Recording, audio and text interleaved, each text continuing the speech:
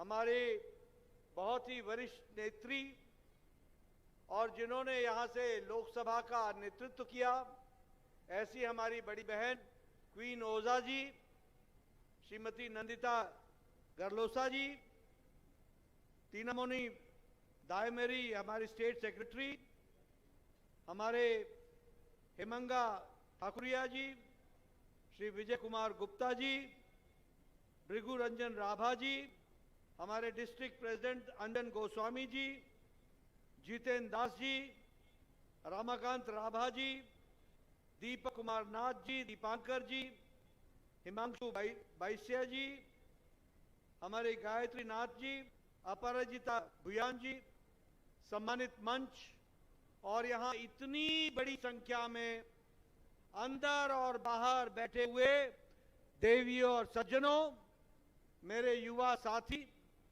और मीडिया के मेरे साथी, प्रिंट मीडिया और इलेक्ट्रॉनिक मीडिया के मेरे साथी, मुझे आज मां कामाख्या के इस पवित्र भूमि पर आने का सौभाग्य मिला है। सबसे पहले तो मैं मां कामाख्या को नमन करता हूं और आशीर्वाद लेकर के अपनी बात को प्रारंभ करता हूं। ये जो मैं संख्या देख रहा हूं, ये जो मैं महिलाओं की संख्या देख रहा हूं, ये जो मैं उत्साह देख रहा हूं, ये जो मैं उमंग देख रहा हूं, इसने मुझे स्पष्ट कर दिया है कि आपने गुवाहाटी से फिर से भारतीय जनता पार्टी की प्रत्याशी बहन बिजली कलिता जी को चुनाव में दिल्ली एमपी बनाकर भेजने का निर्णय कर लिया है, निर्णय ले लिया है। ये मेरे को साफ दिख रहा है। मित्रों, जब मैं चुनाव की बात करता हूं तो आपको बताना चाहता हूं कि मोदी जी के नेतृत्व में आज भारत की राजनीति का तौर तरीका, भारत की राजनीति की संस्कृति, भारत की राजनीति की परिभाषा, डेफिनेशन, ये सब बदल गई है। पहले राजनीति होती थी भाई को भाई से लड़ाओ, इलाके को इलाके से लड़ाओ, देश को प्रदेश से लड़ाओ, नदी के इस पार नदी के उस पार का झगड़ा पैदा करो, धर्म के नाम पर झगड़ा पैदा करो, भाई को भाई से लड़ाओ और वोट बैंक की राजनीति करो और अपना काम निकालो। यह राजनीति कांग्रेस पार्टी ने लंबे समय तक चलाई, लेकिन मोदी जी ने राजनीति की परिभाषा बदल डाली। आज राजनीति का मतलब है विकासवाद, डेवलपमेंट। विकास का मतलब है सबका साथ, सबका विकास, सबका विश्वास, सबका प्रयास। आज विकास का मतलब है सबके साथ न्याय और किसी के साथ भी तुष्टीकरण नहीं। पॉलिटिक्स ऑफ अपीजमेंट को बाय बाय, छुट्टी। अब पॉलिटिक्स ऑफ अपीजमेंट नहीं चलेगा। अब सबका साथ, सबका विकास, सबका विश्वास, सबका प्रयास, इसको बढ़ाने का काम किया। दूसरी बात, अकाउंटेबिलिटी की राजनीति, जवाबदेही की राजनीति, रिपोर्ट कार्ड की राजनीति। अभी मेरे से पहले जितने भी वक्ताओं ने यहां से भाषण दिया होगा, सबने आपको गुवाहाटी का और असम का रिपोर्ट कार्ड रखा होगा, बताया होगा कि मोदी जी के नेतृत्व में किस तरीके से विकास हुआ है, बताया होगा। Politics of accountability, politics of performance, politics of pro responsive government, proactive government. और इसीलिए आपने देखा होगा 10 साल पहले असम मतलब बंद, असम मतलब बॉम्ब, असम मतलब ब्लॉकेड, असम मतलब नो डेवलपमेंट और असम मतलब हर तरीके का क्राइसिस। आज मोदी जी ने असम को बदल दिया। असम मतलब डेवलपमेंट, असम मतलब पीस, असम मतलब प्रॉस्पेरिटी, असम मतलब असम मतलब हेल्थ केयर, असम मतलब एजुकेशन हब, आज ये इस तरीके से 10 साल में मोदी जी ने असम को बदल डाला है, वो आपने देखा। और इसलिए अब असम शांति, सुरक्षा, सुशासन, सशक्तिकरण इसके पर्यायवाची बन गया, तो असम बन गया। इसको हमको समझना चाहिए। आज मुझे खुशी है, बताइए आज गांव का विकास हुआ है कि नहीं हुआ है? गांव का विकास हुआ है कि नहीं हुआ है? गांव में पक्की सड़कें पहुंची है ना? ऑल वेदर रोड पहुंचा है ना? आपको मैं बताना चाहता हूं कि 60,000 किलोमीटर सड़क गांव की पक्की की गई है, 7,60,000 किलोमीटर। और पिछले 10 सालों में 1,70,000 गांवों को पक्की सड़क से जोड़ा गया है। आपको जानकर खुशी होगी, भारत आज से 10 साल पहले ये पिछलग्गू भारत था। दुनिया में हमारा अर्थ जगत में, आर्थिक जगत में 11वां नंबर था, 11वां नंबर। हमारे आगे छोटे छोटे देश खड़े थे, लेकिन मोदी जी के नेतृत्व में आज देश ने 11वें नंबर से छलांग लगाकर ब्रिटानिया जिसने हमको 200 साल राज किया, उसको पछाड़ करके भारत आज 5वें नंबर की अर्थव्यवस्था बन गया, अर्थव्यवस्था बन गया 5 नंबर। और आप बिजली कलिता जी को चुनाव जिताकर भेजेंगे, प्रधानमंत्री मोदी जी तीसरी बार प्रधानमंत्री बनेंगे और भारत तीसरे नंबर की अर्थव्यवस्था बन जाएगा, तीसरे नंबर की अर्थव्यवस्था बन जाएगा। आज आप लोगों के हाथ में मोबाइल है, सबके हाथ में मोबाइल है ना? मोबाइल आप देखना, उस मोबाइल पे पहले लिखा होता था 10 साल पहले मेड इन चाइना। आज आपके मोबाइल पर लिखा है मेड इन इंडिया। आज एप्पल का मोबाइल भी भारत में बन रहा है। हम ऑटोमोबाइल की बात करते हैं, जापान को हम लोग मानते थे कि डैटसन, टोयोटा, जापान की गाड़ियां दुनिया में हैं। आज आपको जानकर खुशी होगी कि ऑटो मार्केट में, यानी गाड़ियां खरीदने में, ऑटोमोबाइल की मार्केट में भारत जापान को पिछाड़कर अब तीसरे नंबर का ऑटोमोबाइल मार्केट में गया, तीसरे नंबर। इस्पात में, स्टील में हम चौथे नंबर पर खड़े थे, आज हम दूसरे नंबर पर खड़े हैं। और मोदी जी को फिर जिताना, हम नंबर 1 पर इस्पात में खड़े हो जाएंगे। इस तरीके से हम काम कर रहे हैं। आपको जानकर आश्चर्य होगा, आपको जानकर आश्चर्य होगा कि टॉय इंडस्ट्री, खिलौना बनाने वाली इंडस्ट्री, चाइना हमसे आगे था। आपको जानकर यह भी आश्चर्य होगा कि जो दीपावली में आप गणेश जी खरीदते थे और पूजा करते थे, वो चाइना से बनकर के आती थी। वो जो गणेश को आप पूजते थे, वो चाइना से बन के आती थी। आज टॉय इंडस्ट्री में भारत तीसरे नंबर पर एक्सपोर्ट कर रहा है, तीसरे नंबर पर एक्सपोर्ट कर रहा है। आज दवाई में दुनिया में 138% एक्सपोर्ट भारत का बढ़ा है।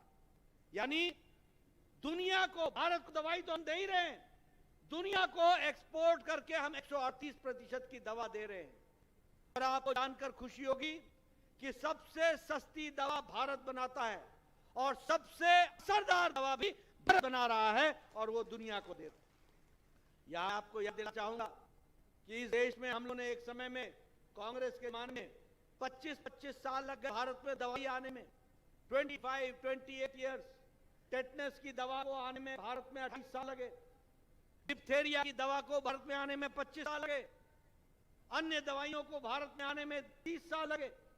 जापानी बुखार, जो दिमागी बुखार होता है, उसकी दवाई को आने में 100 साल लगे। लेकिन मोदी जी ने कोरोना की दवाई 9 महीने में 2 वैक्सीन बना करके भारत को बचाने का काम किया। इसलिए मित्रों, हर दृष्टि से भारत आज विकास हो रहा है। और भारत में का विकास, ग्रामीण का विकास, गरीब का विकास, महिलाओं का विकास, युवाओं का विकास, किसानों का विकास, आदिवासियों का विकास, इसकी चिंता की गई है। जब मैं ये बात आपको बोल रहा हूं तो आपसे मैं पूछना चाहूंगा, बताइए, प्रधानमंत्री किसान सम्मान निधि 11 करोड़ 78 लाख किसानों को मिला है ना? मिला है ना? हर चौथे महीने 2-2 हजार रुपए मिलता है। और असम ने भी उसमें जोड़ा ना, कितना जोड़ा है? 4,000 उन्होंने जोड़ा। तो इस तरीके से किसान सम्मान निधि, और आपको जानकर खुशी होगी कि गुवाहाटी में 12 लाख किसानों को इसके साथ जोड़ने का काम किया गया है। उसी तरीके से गैस का कनेक्शन 11 करोड़ बहनों को गैस का कनेक्शन दिया गया, 11 करोड़ बहनों को। और उसमें से असम में 44 लाख बहनों को गैस का कनेक्शन दिया गया, और यहां गुवाहाटी में 83,000 बहनों को गैस का कनेक्शन दिया गया। मैं गांव से आता हूं, पहाड़ी इलाका से आता हूं, पहाड़ी इलाके से। मेरे यहां बहनें सुबह 5 बजे उठती थी, जंगल में जाती थी, लकड़ी काटती, लकड़ी का बोझा लेकर पगडंडियों चल करके घर आती थी, चूल्हा जलाती थी, फूकनी लेकर के फूक करके धुआं के बीच में वो चूल्हा जला करके चाय बनाती थी। ऐसी स्थिति थी कि नहीं थी? बताओ, थी कि नहीं थी? आज 5 मिनट में टक से गैस का लाइटर जलाती हैं और 5 मिनट में चाय बना करके और आधे घंटे में भोजन बना करके घर को आगे बढ़ाती हैं। ये उनका सशक्तिकरण है। इज्जत घर शौचालय, 12 करोड़ बहनों को शौचालय दिया गया, इज्जत घर दिया गया। और आपको जानकर के आश्चर्य होगा कि लोग खुले में अपने दैनिक नित्य कर्म के लिए जाया करते थे। मेरी बहनें यहां बैठी हैं, गांव की बहनें सूर्योदय और सूर्यास्त का इंतजार करती थी अपने दैनिक नित्यक्रम के लिए। यह समय था कि इन्हें चिंता नहीं की, लेकिन मोदी जी ने 12 करोड़ इज्जत घर बनाकर 12 करोड़ बहनों को और परिवारों को इज्जत देने का काम किया। तो मोदी जी ने किया, यह भी हमको ध्यान में रखना चाहिए। जल जीवन मिशन, आज गुवाहाटी में 3,40,000 लोगों को गैस को हर घर नल, हर घर जल का कनेक्शन मिल गया है, और 11 करोड़ लोगों को सारे देश में मिल गया है। प्रधानमंत्री आवास योजना, मैं प्रमोद जी आपको सुनाना चाहूंगा, मैं भवेश जी आपको सुनाना चाहूंगा। मैं 1993 में एमएलए बन गया, और उस समय मेरा वीडियो मेरे पास आके बोलता था कि आप बताओ कि आपको साल में एक पंचायत में 2 इंदिरा आवास योजना मिला है, 2 इंदिरा आवास, किसको देना है? मैं कहता था तू ही रख ले, मैं कहां बांटूंगा ये 2 को। आज मोदी जी ने 4 करोड़ प्रधानमंत्री आवास योजना बना दिए, 4 करोड़ पक्के घर, with bedroom, with drawing room, with courtyard, with toilet, with रसोई घर, विद गैस का कनेक्शन। ऐसे घर 4 करोड़ बना करके दिए हैं। और अभी आप बिजली जी को जिता कर भी, और 3 करोड़ और नए घर बनेंगे, ये भी हमको याद रखना चाहिए। और अभी गुवाहाटी में 1,40,000 घर बने हैं, और पूरे असम में 22 लाख घर बने हैं। उसी तरीके से आयुष्मान भारत, गरीब की चिंता नहीं करता था। गरीब के घर में अगर किसी को कैंसर हो जाए, किसी की हार्ट का प्रॉब्लम हो जाए, तो उसका जमीन बिक जाता था, उसका घर बिक जाता था, लेकिन वो इलाज नहीं करा पा रहा था। बोलो ऐसी स्थिति थी कि नहीं थी? बोलो ऐसी स्थिति थी कि नहीं थी? ऐसी स्थिति थी कि नहीं थी? आज मोदी जी ने 55 करोड़ लोगों को, भारत की 40% की आबादी को, गांव के लोगों को, कौन है ये गरीब लोग? रेड़ी वाला, फेड़ी वाला, रिक्शा वाला, ठेला वाला, सब्जी वाला, बस का ड्राइवर, बस का कंडक्टर, ट्रक का ड्राइवर, ट्रक का क्लीनर, लिफ्ट मैन, बाल काटने वाला, ठेला चलाने वाला, गरीब व्यक्ति कूड़ेदान से प्लास्टिक इकट्ठा करने वाला, ऐसे गरीब लोगों को मोदी जी ने 5 लाख रुपए का सालाना हेल्थ कवर दिया, दुनिया का सबसे बड़ा हेल्थ कवर दिया। इसलिए एक विकास की एक नई कहानी लिखी गई। मैं यहां बैठा हूं, असम का मतलब होता था बोडो एजिटेशन, असम का मतलब होता था अशांति। आज प्रमोद बोरा जी यहां बैठे, शायद 27 जनवरी 2020 को अकॉर्ड हुआ, पीस अकॉर्ड हुआ। आज शांति है, आज ना बम है, ना ब्लॉकेड है, ना कोई तरीके की प्रॉब्लम है। इसलिए शांति को लाने का काम बोडो अकॉर्ड ने किया, कार्बी एंगलोंग ने किया, रियो ये हमारा ब्रू रियांग के समझौतों ने किया। हर तरीके से शांति लाने का काम किया गया। और आपको जानकर खुशी होगी कि अकेले मोदी जी ऐसे प्रधानमंत्री हैं जिन्होंने नॉर्थ ईस्ट का 70 बार दौरा किया, 70 times. No prime minister, all prime minister together जितना दौरा किया उससे ज्यादा प्रधानमंत्री मोदी दौरा किया। और 680 times union ministers have visited North East. ये act east, look east, act fast, act first, इस नीति के तहत मोदी जी ने इस काम को आगे बढ़ाया है। मुझे खुशी है कि नॉर्थ ईस्ट का रेलवे बजट 5 टाइम्स बढ़ गया है और सिवाय सिक्किम को छोड़कर सब जगह रेल कनेक्टिविटी, ऑल स्टेट्स में रेल कनेक्टिविटी चाह दी गई है, यह भी किया गया है। और नॉर्थ ईस्टर्न रीजन में 8 एयरपोर्ट बनाए गए और 8 एयरपोर्ट्स में से 3 एयरपोर्ट वो असम में बनाए गए, 3 नए एयरपोर्ट बनाए गए।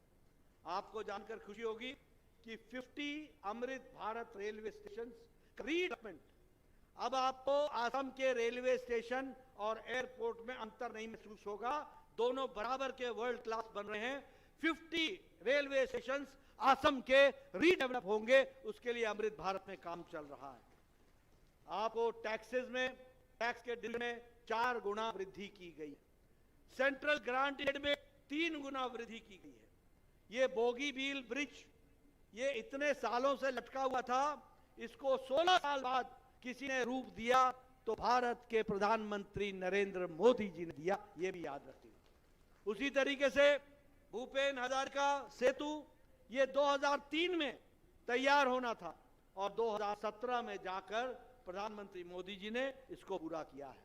आपके यहां 2500 किलोमीटर का नेशनल हाईवे बन रहा है और मुझे खुशी है, मैं जब स्वास्थ्य मंत्री था तो मुझे ये सौभाग्य मोदी जी के नेतृत्व में और मोदी जी की इच्छा के अनुसार गुवाहाटी को पहली बार All India Institute of Medical Sciences देने का काम हुआ।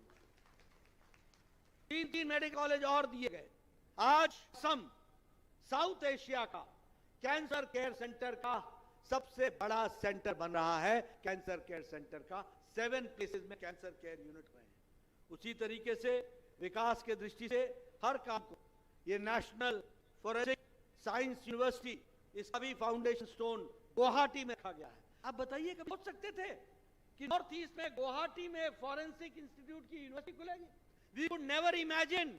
ये मोदी जी की सोच है जिसने national forensic university, science university को गुवाहाटी कैंपस को खोलने का काम किया। उसी तरीके से गुवाहाटी को स्मार्ट सिटी में लिया गया और इसी तरीके से अब तो कामाख्या माता के लिए भी रोपवे का प्रावधान किया जा रहा है, जो कामाख्या रेल स्टेशन से रोपवे के माध्यम से कामाख्या मंदिर तक पहुंचने का काम होगा। इसके विकास की हर तरीके से नए आयाम को जोड़ने का काम हुआ है। मित्रों, मैं यहां एक बात और बोलना चाहता हूं। एक तरफ मोदी जी के नेतृत्व में उन्होंने तय किया है कि हम भ्रष्टाचार को जड़ मूल से समाप्त करेंगे। लाल किले के प्राचीर से मोदी जी ने कहा, भ्रष्टाचार